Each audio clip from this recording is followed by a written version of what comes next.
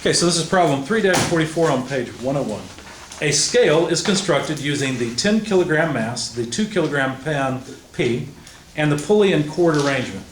Cord BCA is 2 meters long. If S, the distance, the extra distance between C and the weight, is 3/4 of a meter, determine the mass D in the pan and neglect the size of the pulley. Okay, let me sketch this.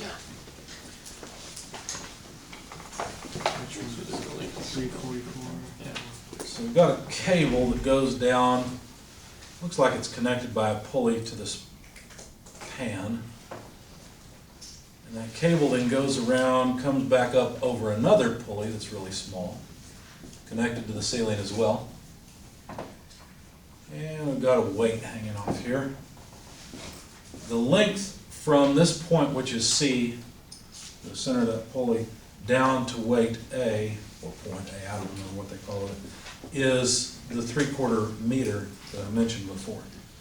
Now, of course, the mass of A is 10 kilograms. Would it be appropriate to say that the weight of A is 10 kilograms? No, not at all.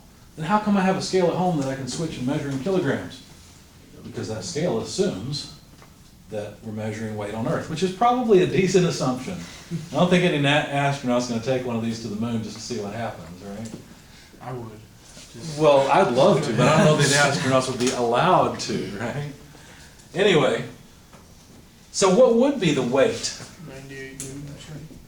98.1 newtons, because it's 9.81 meters per second squared times 10. Yes? Back to the other problem, if you think, just real quick, if you think of a graph, a velocity graph, and if you're decelerating in this one, so you know you're slowing down, it's a negative slope.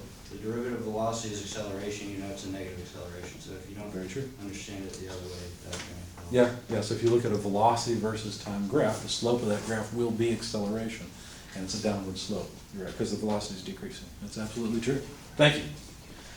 Okay, so the weight will be 98.1 newtons. How about the pan? Remember the pan P had a mass of 2 kilograms? So how much weight will pan P weigh? Well, 2 times 9.81 meters per second, or in other words, the weight of P, and I just called it P, and I just called this W. I don't know why. It made sense at the time. 19.62 newtons. And then what we're trying to find out is the mass of the object called D that's sitting in the pan. Now we were given some geometry, like for example, there's a 1.5 meter length of cord from the anchor to the center of the pulley, if you will, small pulleys, so we don't have to worry about the diameter of the pulley. And then the distance between the anchor points on the ceiling is also 1.5 meters. A lot of times when you're solving a statics problem, you can't immediately jump in and apply forces, sum the forces, and you're done. A lot of times you have to deal with the geometry. Why? Because the geometry indicates the direction of the forces. For example, you know there's going to be tension. In fact, here, if we were to draw a free body diagram for that ring there, what we would have is essentially a tension going off to C, and another tension going off to, what did they call that side? Actually, this was A. I don't know why I put A here. This was point A over here. I put an A there and I shouldn't have. I don't know. It doesn't matter. There's a tension going this way too. We'll call it A. Okay. And then there's also, of course, weight, which is equal to what? Well, it's the weight of the pan plus the weight of object D. But here's the problem. I can't just sum forces. Why? Because I don't know the direction of A and C yet. I've got to use geometry to find that out. So what I'm going to do is extract a triangle that I see. And when I draw this, you tell me what's wrong with my original drawing, okay? We know that one side of that triangle measures 1.5 meters. The other side of that triangle measures 1.5 meters. And then there's a distance between the two that we don't know.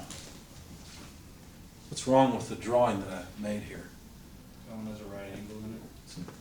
Right, so this shouldn't be a right angle, nor should that. This is an equilateral triangle, isn't it? The length of the two legs should look the same.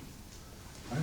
Now there's one more piece of information that they gave us, and I kind of skipped over it. And that is that the length of BCA, you know what, I gotta fix this. That doesn't make sense. ABC, but they say BCA, which doesn't make sense. They should have told us that the length ABC. No. You know what, I may have messed up this problem as well, I hope not. I'll work it the way that I solved the problem, but I just realized that I messed up. So what they did is they told us BCA, but that doesn't make any sense. They said it's 2 meters long. I think what they intended was to tell us that the length from here to here to here was 2 meters. That's what I think they intended, because notice this 3/4 of a meter doesn't mean that these 2 points are at the same height, does it? Right? They didn't really try to indicate that. I mean, it looks close in the drawing, but there's no guarantee of that. So how about if we do it this way? Let's call this E. And I think what they intended was BCE equals 2 meters. And the reason for doing that is so that we could subtract 3/4 of a meter and find that this distance is 1 1/4 meters. In the I book, think- they didn't name the left anchor anything. Yeah. The weight is A. No, That no. left hip point is A. Left point's A. Yeah. Do you, maybe you have a different edition of the book? Yeah, because right here it calls the weight A. Yeah, here. Yeah, that's interesting, because in our printing, that point is labeled A. Yeah. Interesting. This is the same. So it's just a different printing. Okay, so I think what they intended, Goodness. if you put A over here, then E would be over here. I think they're trying to give us this length. That's Okay. in my book as well. So, mistake in the book. So some people have A over here, other people have A over here. It's just right now. Since they said BCA, they just mean to give us this length. They probably copied the A's without realizing. Probably, yeah, who knows? So basically, all this really means is the distance between BC is 1 1/4 meters. Yeah. That's all it really means. So now we know the length of this side, 1.25 meters, okay? All right. Now, what do I need in order to start summing forces? Because that's the point of this stuff, right, is to sum forces. What do I need? I need direction. I need to know what those angles are like. I can assume that this one's horizontal. That's no problem, right? From the drawing, sure, that's horizontal. Anybody have a digital version of the text? Just curious. Which does it show in the digital version? Showing the A's up and A upper left? Yeah. Yeah, I think it's some copy and paste error. But I think this is the way it was intended. So we're gonna be solving for E instead? Yeah, basically I'm saying that they gave us BCE. That way we know that this length BC is 1 1/4 meter. So we're going by To make us this work. book, technically. Yeah, we've got A over here. And then confused. Yes, he's going off what yours says, Okay. but yes. What do you say? Because they said BCA is a certain length. Yeah, because it would be Which different. doesn't make, because BCA, that, it can't be. Depends on what Right. version It would of be the textbook different, you though. have. Yeah, the answer depends on the version of the textbook. I think it's a misprint. Do you guys know what errata is? It's the plural of, well, basically errors. Okay, so you should always look up errata for your textbooks and see if you can find it. Sometimes it's harder for older books. I just happened to choose a problem that has an error in it. Okay? All right, so we're going to work it this way. And here's what I did. In order to find this geometry, I decided to name the angles alpha, beta, gamma. Okay? And then what I decided to do was to look at, let me use some colors here so you can actually tell what's going on. I decided to consider a triangle basically like this. Okay? Is that what I chose? No, I didn't. I take it back. I'm sorry. I decided to consider a triangle like that. So bisecting the triangle this way.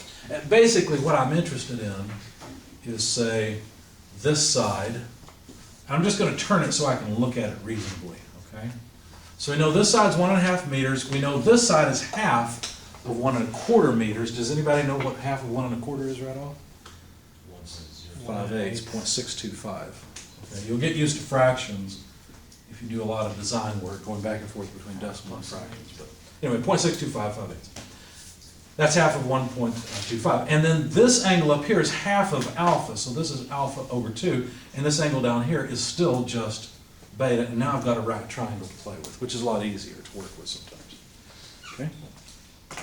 And the reason I did that was so that I could calculate the angle beta. So the cosine of beta, and I'm looking at this triangle, referencing it, cosine of beta would be this side over this side, wouldn't it? So that's 0.625 over 1.5. Okay, meters cancel, so I won't bother writing them. If you take the inverse cosine of 0.625 over 1.5, you find that beta is about 65.3757 degrees. And then you know that alpha over 2 has to be 90 degrees minus that, right? Because triangles have 180 degrees. There's 90 degrees. These two have to add up to 90. Okay, so take 90 minus beta, that's alpha over 2. So alpha over 2 equals 90 minus 65, yada, yada, comes out to 24.6243 degrees. And that means that alpha, if I double it, is 49.2486 degrees. The whole point of all this was just geometry to find the angles of the triangle. Okay, that's it.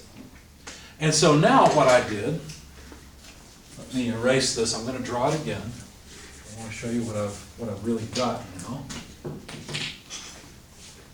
There's that triangle again. Well, I still keep trying to make it not an equilateral triangle. Keep trying to make a right triangle. So what did we say? This side was alpha, this side was beta. And I probably shouldn't have called this side gamma. I should have called it beta because being an equilateral, I mean, it's the same angle. So what I decided to do was then break this up into a couple of triangles like this. See the two triangles now? Because now I know a little bit more about this triangle. In fact, what I know is beta, and I know something about alpha over here. As a matter of fact, why don't we just jot those things down? So alpha is 49.2486 degrees, rounded off, close enough. Beta is, there it is, 65.3757 degrees or so, close enough. So now we don't need any of this work anymore. That was my whole goal, was to find those angles. Why would I want to find those angles? Well, I'll show you. Actually, I guess I'm going to need it. Let's work in red for this part. So I called this distance x, that's just from here to here, and the vertical distance from here to here y, okay? So y over 1.25 meters, because remember this is the 1.25 meter side, y over 1.25 meters is related to beta, isn't it? What's it related as, sine or cosine? Sine. Sine, because the angle is opposite the side. So this is the sine of beta. Okay. Since I know what beta is, I should be able to calculate y. Y is simply 1 1/4 times sine of beta. But if you plug all this in your calculator with 65.3757 degrees, you'll find that y is about 1.1363 meters. Now, the other thing I'd like to find is x. So what's going to be the relationship between x and the hypotenuse? It's touching the angle, so it's the cosine side. Right? What are we solving for? We're trying to get at directions. So I'd like to get this height, y, and this distance, x. Because once I get those, then I'll know the direction of this side, which is the direction of this side, despite my drawing, which will allow me to know the direction of that force. So I'm working on geometry so I can figure out the direction of the force in the cable. Does that make sense? Do you see an easier way to go about it? It might be. No, not right now. I don't either. Can you not just do the cosine inverse of, because you know the distance of y and you know the hypotenuse, so do you even need to find x? I don't know. I went ahead and solved it and it came out useful. Go ahead. Couldn't you just do the Pythagorean theorem? No, because the Pythagorean theorem is only for a right triangle. Yeah. I'd have to use a more general equation like the law of, what is it, cosines? Right? And I didn't know angles, so I couldn't really do that. Okay. There might be a better way. I don't know. I haven't thought of it. So anyway, then I calculated x. This pen's not going to work. Let me switch to green, I guess. So then I calculated x as 1.25 meters times cosine beta. Same sort of thing, just already rearranged. Okay. And when I did that, I found that X was 0.5208 meters, okay? So now I should be able to sum forces with this free body diagram, because now I think I can get at the directions of these two lines. In other words, the directions of the two tension forces that are acting at B, okay? All right, so I think unfortunately I'm going to need some space. So let me move these as well. X is 0.5208 meters and Y is 1.1363 meters. Okay. That way I can erase this work as well, because this is really not the focus of what we're doing. Necessary step, but not the focus. All right, so if I sum, didn't realize I was holding a blue marker, I tend to work in black. If I sum forces in the horizontal or the x direction, because obviously I'm going to set up a coordinate system something like this, x, y, right? Just the usual one. Sum forces in the x direction, I'm going to have a positive contribution from TC. So let me call that T sub C in the x direction, and I will have a negative contribution from T sub A, okay? So minus TAX. Now we know that the sum of forces in this class are always equal to 0. Now let me expand this just a bit. So for TC, I'm going to write TC itself, the whole vector, and to calculate the horizontal component, how would I do that? Well, let's see. I'm looking at this side. I'm going to multiply the vector that's in this direction by some geometry in order to get just the horizontal component. Because think about it. TC is a force vector like that, and TCX is that piece. Just like TCY is the vertical piece. And this triangle is a similar triangle to the geometry triangle because it has to be, because you can't push a rope and you can't put a sideways load on a rope. Right? So this triangle, this force triangle, is similar to this geometry triangle. So if I want to incorporate the hypotenuse of this triangle in, but what I really want is just TCX, then what I have to do, you know what, I could have simply used the angle, couldn't I? That's what I was thinking. Yeah. I didn't have to get the distances. I was so confused on why. Yeah, I was just thinking of, when I solved it, I was just thinking of using the distances. And anyway, maybe I was thinking that, hey, I wanted to show you how geometry relates to the force triangle. Yeah. But anyway, so you're right. Would we use a sine or cosine here then? It'd be a cosine, right? Let me go ahead and use what I worked for, x over 1.25 meters, right? So this side, which is just 0.5208 meters, it's going to be the same thing that cosine of beta would give us. And now what I've done is I have written TCX in terms of just TC, the total tension. Help me out for TAX. What would I write there? I just want the horizontal piece to be in that direction, written in terms of the total piece, which is going to be in that direction. So T sub A times what? Don't you know the total length from point to point? 0.97 or 0.9792. Okay, so basically what you did is you took 1.5 and you subtracted Yep. 0.5208, right? I went ahead and wrote it out. 1.5 minus 0.5208. Of course, they are meters, but I'm running off the edge of the board, so we'll just leave it be. Divided by what? Well, divided by the length of this side again, this hypotenuse. No, that's wrong. Let's see, because it's this triangle we're dealing with. Yep. So it'd be this side, 1.5 meters. And well, if I write the meters, I didn't write it above. Okay, so that sum should come out to 0. Okay? And so this is a relationship between TC and TA. As a matter of fact, what I can do is now look at this and say, well, wait a second. The tension on this side would simply be the weight of this mass, 98.1. Therefore, the tension on this side would be equal. Now, let me warn you. Don't get used to this.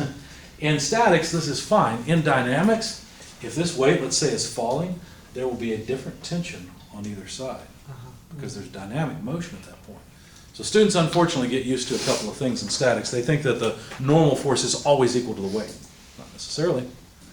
If they're imbalanced, what that'll do is that'll actually cause a change in motion. And similarly, students get used to the idea that if I've got a rope over a pulley, then the tension on both sides is the same. That's also not true in dynamics. It's true in this class, though. Okay? Questions about all that? Okay. So let's see. All right. So we realize then that the tension on this side is simply the weight of block E. So I really didn't need to do all of that work because that's just the weight. So I could solve for TA. Now what would I have to do? Well, this is a negative term, so take it to the other side. Just write what's already here, because it stays on the same side. And then multiply through by the inverse of that term, right? Because if I multiply through by the inverse, it's going to disappear from this term and appear over here, right? So 1.5 over 1.5 minus 0.5208. You notice the 1.5, nope, they don't. I was thinking they'd cancel. Yeah, anyway. I was thinking I had a 1.5 there. I don't.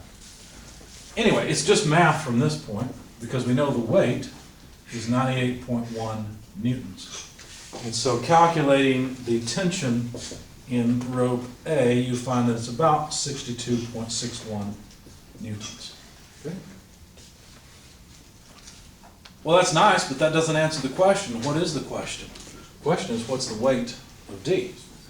All we've done is figure it out how much tension there has to be in these ropes for what? Balance forces in what direction? The horizontal direction, right? All we've done is figured out what the tensions absolutely have to be so this ring doesn't take off to the right or take off to the left. That's all we've done. Okay?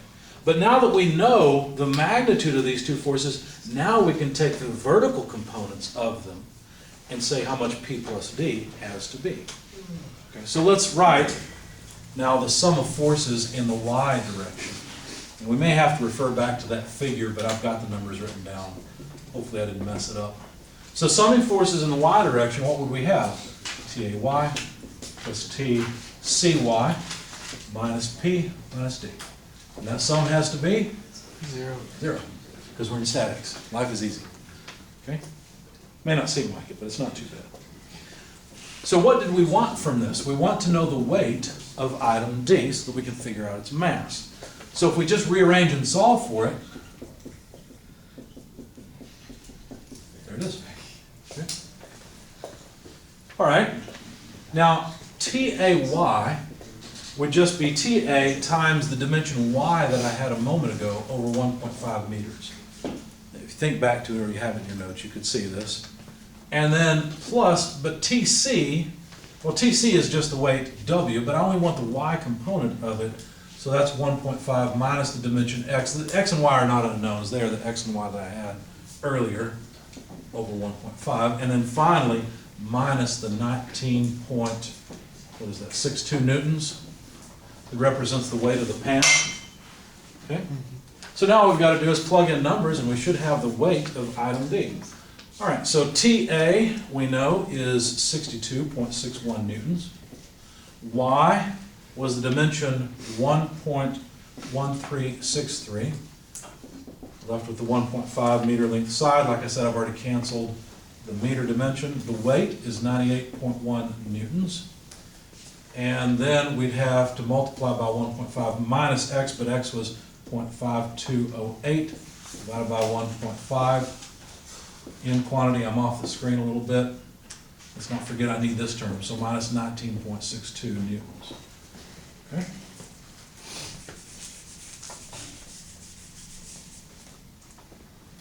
So all I got to do is punch all these buttons on my calculator in the right order and give me an answer. It comes out to about 91.85 newtons. How are we going to find the mass? In fact, did they ask us for the mass of D or the weight of D? Mass. Mass. Well, then I really didn't finish the problem. I'll need your help. Divide by 9.8. 9.81, right? So since weight is mass times acceleration of gravity, and we want mass, Then we just take weight divided by the acceleration of gravity, so 91.85 newtons divided by 9.81 meters per second squared. Anybody have a number?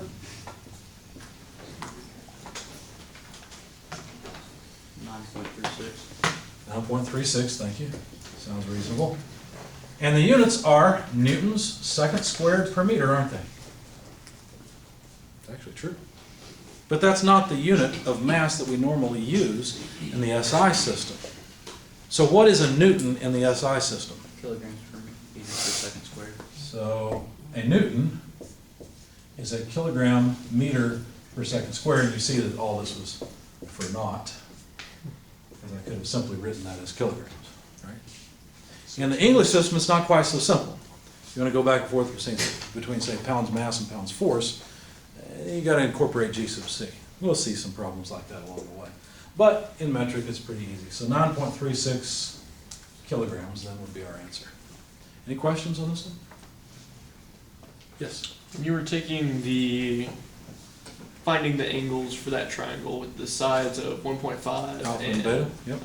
Could you have just used the cosine law since you had the three sides? of Maybe, the same let's angle? see, let's investigate that. Could we have simply used the cosine law? The cosine law looks a lot like Pythagorean's theorem, doesn't it? Yeah. Except there's a correction term on the end of it. Mhm. Okay, let's just call this side A, B, and C, and see if I can remember the cosine law. I haven't got it committed to memory yet. Better yet, let's call this side A instead. That way this can be alpha, beta, and gamma. Okay? So if this was a right triangle, well, then either B or C is going to be the hypotenuse. So it'd be something like C squared equals B squared plus A squared minus, is it 2AB cosine of gamma? Is that right? Yeah, the opposite angle, yeah. Okay, now unfortunately I've used C. I really need to write out cosine, I guess. Yeah, see. Otherwise it's a little confusing. Now, interestingly enough, in our case, C and B are the same thing. And gamma is actually beta. Mhm. So we can replace C with B and we can replace gamma with beta. And that should still be true. So these two would cancel. And we'd have that A squared equals 2AB cosine beta. Yeah, looks like I could have gone that way because then we could cancel an A. And then we'd have cosine of beta equals A over 2B. So beta should be equal to the inverse cosine of A over 2B. Yeah, you're right, there is an easier way. Let's find out if it works. I may have made a mistake here, or I may have made a mistake in my solution. Let's find out if they're the same. Give us a warm fuzzy if it works. So B is 1.5, A is 1.25. So take the inverse cosine of that and let's see what we got. By the way, this 2 times 1.5 is just 3. I'll do that much for you.